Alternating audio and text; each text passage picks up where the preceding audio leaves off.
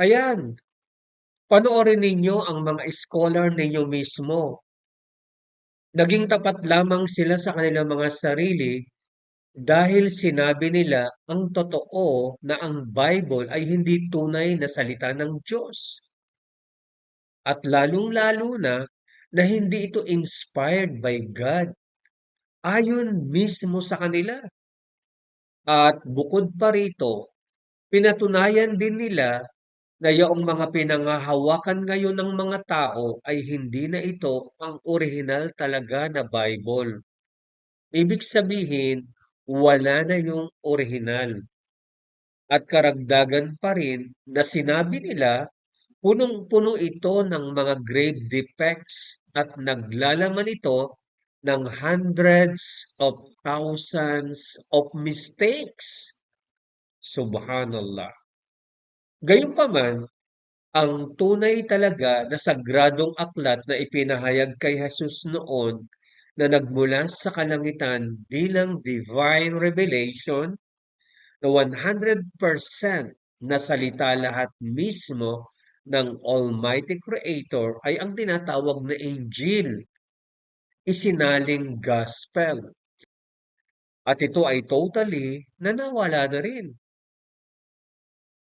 At para pa rin sa inyong karagdagang kaalaman, ay walang Biblia noong kapanahunan ni Jesus. Ayon din sa inyong mga scholar, dahil hindi ito mismo ang ipinahayag sa kanya. Halinang tunghayan ninyo at alamin ang mga sinabi ng inyong mga scholar bilang katibayan. Ayon kay Professor Graham Stanton, the New Testament doesn't qualify to be called a holy book. It doesn't even know who was the authors of 4 Gospels, although they're named Matthew, Mark, Luke, and John. In fact, there are around 70,000 to 400,000 contradictions in the New Testament manuscripts. He confirms also the church in the early days retaining of 4 Gospels even though they were bear the shame because so much differences in the scripts. Graham Norman Stanton, Professor of Divinity at Cambridge University. The problem is, we don't have the originals of the New Testament. What we have are thousands of copies of the New Testament that were made, in most cases, centuries later. We don't have the originals. We have copies made centuries later. These copies that were made centuries later contain numerous mistakes, thousands of mistakes, tens of thousands of mistakes, hundreds of thousands of mistakes. I couldn't any longer believe that God had inspired the originals because I was sure He had not preserved the original. Nakita niyo yung katibayan? Kilala niyo ba si Professor Dr. Bart Ehrman mula sa Wikipedia, the free encyclopedia? Dr. Bart Denton Ehrman is an American New Testament scholar. He has written and edited 30 books, including 3 college textbooks. He has also authored 6 New York Times bestsellers. He is currently the James A. Gray Distinguished Professor of Religious Studies at the University of North Carolina at Chapel Hill. He began studying the Bible, biblical theology, and biblical languages at Moody Bible Institute, where he earned the school's 3 years diploma in 1976. He is a 1978 graduate of Wheaton College in Illinois, where he received his bachelor's degree. He received PhD in 1985 and M. Divinity from Princeton Theological Seminary. Both baccalaureate and doctorate were conferred magna cum laude. Imagine, napakataas ng kanyang napag-aralan. Subalit pagkatapos niyang umabot sa ganitong napakataas na antas, dahil sa napakaraming ang kamalian ang Biblia, ay naging agnostic atheist siya. Binibigkas ng iba, agnostic atheist. Ito pa, isang doktor na scholar mula sa inyo na si Dr. Frank Turek ang magpapatunay na wala na ang orihinal na Biblia. Let me see if I can show you a representation of that because it's better seen than it is described. Here it is. Let's say you have, here's the original, which we don't have. We don't, at least we don't think we have any original document. Subhanallah. At batay naman sa RSV, Revised Standard Version, tuwirang sinabi nito na punong-puno ng mga grave defects ang King James Version. Ano ba ang RSV? Ito lang naman ay ang pinakatamang-tama na salin ng Biblia. Yes, ang RSV, the Revised Standard Version, ang pinakatamang-tama na salin ng Biblia na inangkin ng The Church of England newspaper bilang the finest version which has been produced in the present century. Kung babalikan ang napakatandang kasulatan, mga 2 hanggang 300 taon pagkaraan ni Jesus. Ano ang nakasulat sa preface ng RSV? Its revisers, meaning ng King James Version, in 1881, express admiration for its simplicity, its dignity, its power, its happy turns of expression, the music of its cadences, and the felicities of its rhythm. Yet the King James Version has grave defects.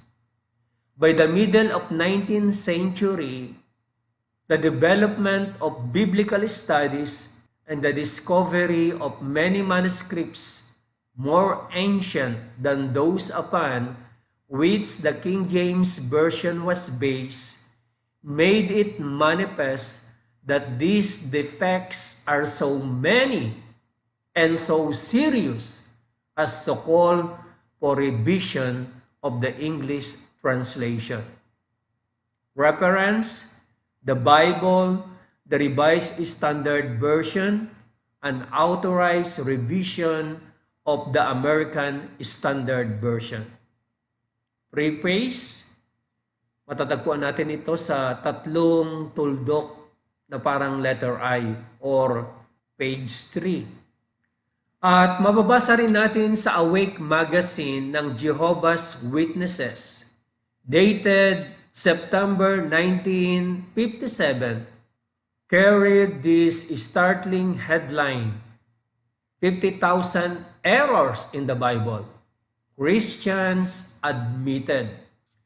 Recently, a young man purchased a King James Version Bible thinking it was without error.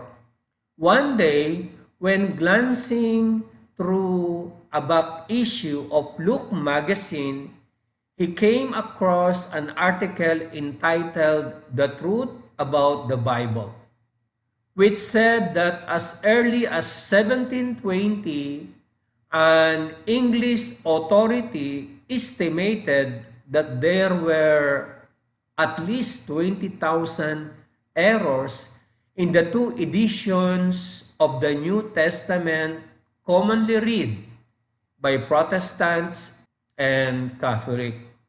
Modern students say there are probably 50,000 errors.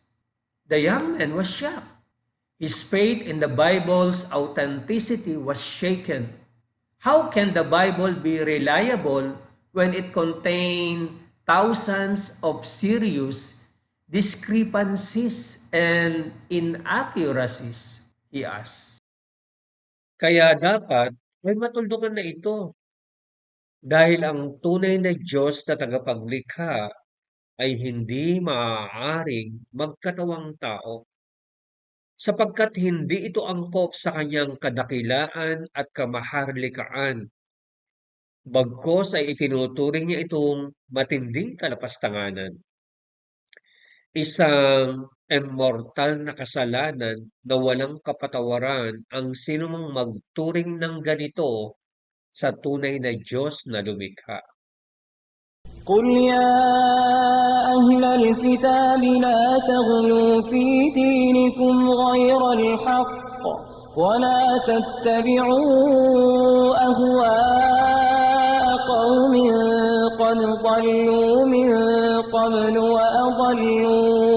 وأضلوا كثيرا وضلوا عن سواء السبيل. Sabihin mo o Muhammad sa mga Kristiyano, huwag kayong magmalabis sa katotohanan hinggil sa inyong paniniwala kay Almasi Isa ibn Maryam. Tinawag ninyong Misaya Jesus ang anak ni Maria. Huwag ninyong sundin ang inyong pagnanasa na katulad ng pagsunod ng mga nauna sa inyo sa kanilang pagnanasa hinggil sa kanilang relihiyon. Na dahil doon ay napunta sila sa pagkaligaw at iniligaw nila ang marami at itinulak nila tungo sa paglabag sa Allah. At lumabas sila sa matuwid na landas patungo sa landas ng pagkaligaw. Salin ang kahulugan ng dakilang Quran, Surat Al-Ma'idah, ikalimang kabanata na ang talata ay 77. Alang-alang sa kapakanan ng mga mamamayang Pilipino. Naway wasakin ng Allah ang mga nangangaral ng kasinungalingan at ang mga nangangaral ng hindi tunay na katuruan ni Jesus. At pangalagaan din nawa niya tayong lahat mula sa kanilang kasinungalingan at kasamaan. At mangibabaw nawa sa buong pagkatao ng bawat isa sa atin ang katotohanan at iligtas niya nawa tayo mula sa walang hanggang kapahamakan sa kabilang buhay sa pamamagitan ng kanyang gabay at habag. Gayon din ang ating mga mahal sa buhay at ang lahat ng magmumula sa ating saling lahi hanggang sa dulo ng panahon. Amen. Kung pagtutunan nyo lamang ng pansin, Muslim lamang ang nakapagpapanalangin ng ganito. Hindi ito kayang ipanalangin ng mga nasa ligaw na wala sa katotohanan. Maniwala kayo, sapat na itong katibayan. Wa sallallahu ala Muhammadin wa ala alihi wa sahbihi ajma'in.